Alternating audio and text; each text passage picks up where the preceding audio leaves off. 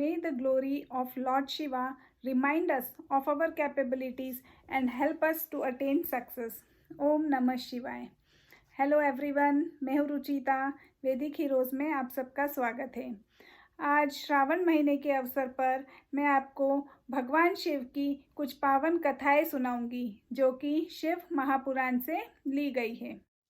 कथा शुरू करने के पहले पुराणों के बारे में थोड़ा बताती हूँ।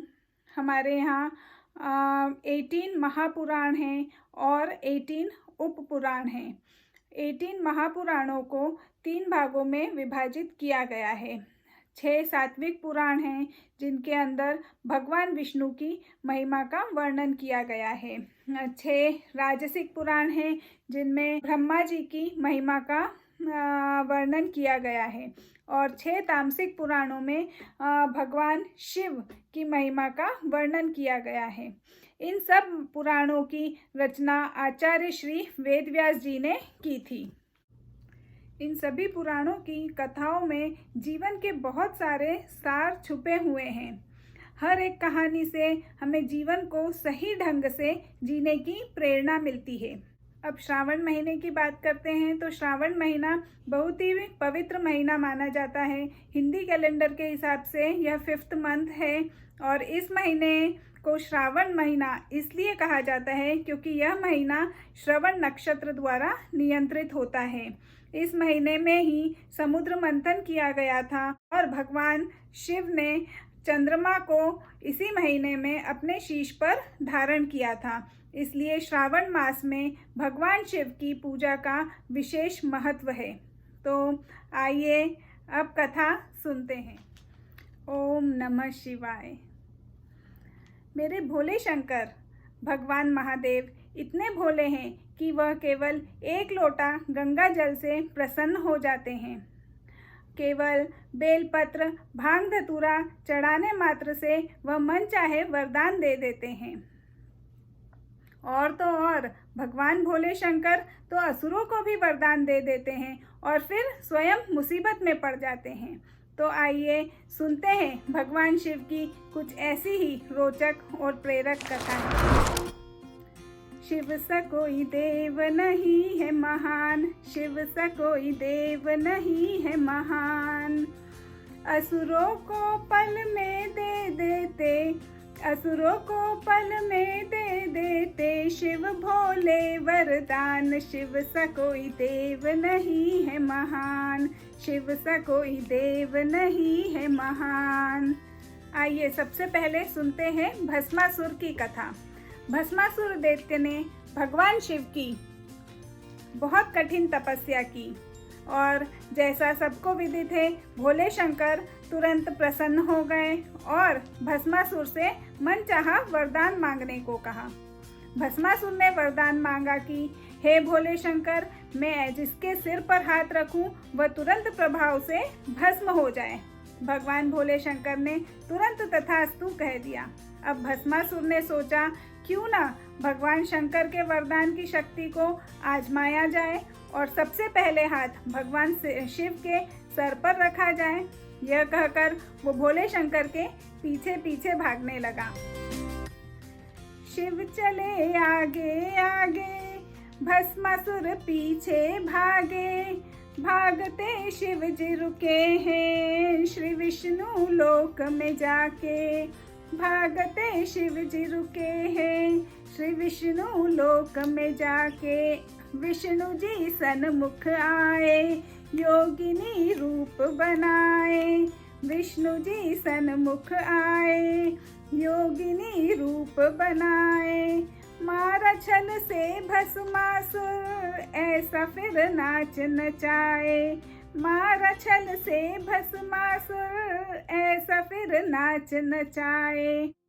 मोहिनी बनकर श्री विष्णु ने, मोहिनी बनकर श्री विष्णु ने शिव के बचाए प्राण। शिव सा कोई देव नहीं है महान, शिव सा कोई देव नहीं है महान।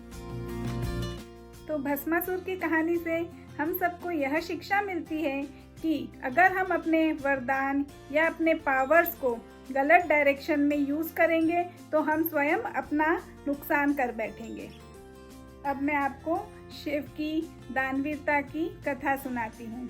जी हाँ, रावण, महापंडित, महाविद्वान रावण भगवान शिव का बहुत बड़ा भक्त था। उसने शिव की कठोर तपस्या करके शिव को प्रसन्न कर लिया और शिवजी ने उसे कैलाश पर स्थान दे दिया। रावण कैलाश पर रहता और दिन रात शिव का जाप करता और भगवान शिव और माँ गौरा को कुटिया में रहता देख मन ही मन दुखी होता। एक दिन उसने भगवान शिव से कहा, हे प्रभु, आप माँ गौरा के साथ कुटिया में रहते हैं, यह देखकर मुझे अच्छा नहीं लगता। कृपया आप मुझे आज्ञा दीजिए कि मैं आपके लिए एक सोने की नगरी बनाऊं, उसका नाम लंका रखूंगा। भगवान शिव शंकर ने पहले तो मना कर दिया। उन्होंने कहा कि मैं ओघड़ योगी हूँ, मैं महलों में रहकर क्या करूँगा। परंतु रावण कहाँ मानने वाला था, इसलिए भगवान शिव ने उसे सोने की लंका बनाने की आज्ञा दे दी। रावण ने तन मन धन से लंका का निर्माण किया, परंतु यह क्या, सोने की लंका की सुंदरता पर वह खुद ही मोहित हो गया। शिव को देने की बजाय वह खुद उसमें वास करने के सपने देखने लगा। भगवान शिव के आगे हाथ जोड़े और सोने की लंका को उसने खुद के लिए मांग लिया। तब भगवान शिव ने क्या कहा, आइए सुनते हैं। की है तन मन से सेवा, इसलिए वर में मांगू, सोने की लंका भोले, आज मैं तुमसे मांगू। रावण कहता है, की है तन मन से सेवा, इसलिए वर में मांगू, सोने की लंका भोले, आज मैं तुमसे मांगू। नहीं एक पल को सोचा, नहीं कुछ देर लगाई, शिव ने सोने की लंका संग उसके भिजवाई। शिव ने सोने की लंका संग उसके भिजवाई। शिव बोले, मैं ओघड़ हूँ, मैं योगी हूँ, मैं ओघड़ हूँ, मैं योगी हूँ, मुझे भाए शमशान, शिव सा कोई देव नहीं है महान, शिव सा कोई देव नहीं है महान। तो इस कहानी से हमें यह सीखने को मिलता है कि दान देते वक्त अपना हृदय हमेशा बड़ा रखना चाहिए और दान में देने वाली वस्तु पर स्वयं कभी मोहित नहीं होना चाहिए। तो अब आगे मैं आपको समुद्र मंथन की पावन कथा सुनाती हूँ, जिसमें देव और असुरों ने मिलकर समुद्र का मंथन किया और मंथन से जो भी हासिल होगा वह देवता और असुरों ने बराबर बराबर बांटने का संकल्प किया। मंदराचल पर्वत को मथनी बना लिया। भगवान विष्णु ने कूर्म अवतार धारण कर मंदराचल को अपनी पीठ पर धारण किया और नाग देवता वसुकी स्वयं रस्सी बने और लीजिए मंथन प्रारंभ हो गया। परंतु यह क्या, मंथन में से निकला हलाहल विष, परंतु विष का पान करने के लिए तो कोई भी तैयार नहीं था। इससे पहले कि हलाहल विष पूरी सृष्टि को अपनी ज्वाला में जला दे, भोले शंकर स्वयं आगे आए और हलाहल विष का पान करने का संकल्प किया। भोलेनाथ का विषपान का संकल्प देखकर सबने उन्हें बहुत समझाने की कोशिश की, परंतु भगवान भोलेनाथ कहाँ मानने वाले थे।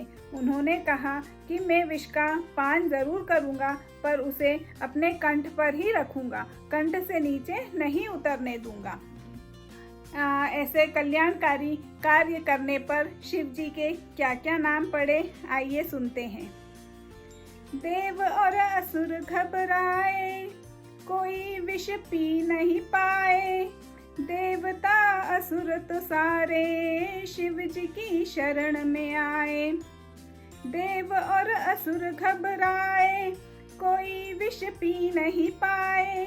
देवता असुर तो सारे शिव जी की शरण में आए।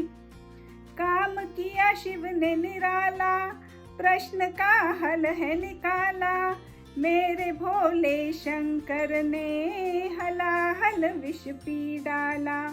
मेरे भोले शंकर ने हलाहल विष पी डाला। पी के हलाहल पड़ गया भगतों, पी के हलाहल पड़ गया भगतों। नीलकंठ है नाम, शिव सा कोई देव नहीं है महान। शिव सा कोई देव नहीं है महान।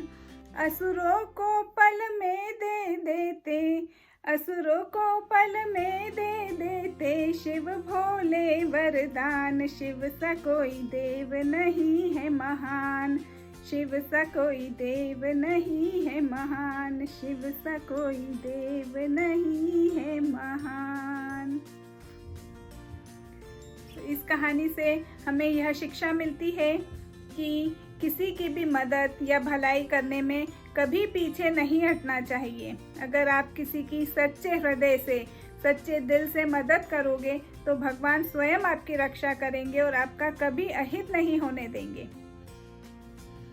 तो ऐसी अनेकों कहानियाँ शिव पुराण में आप पढ़ सकते हैं।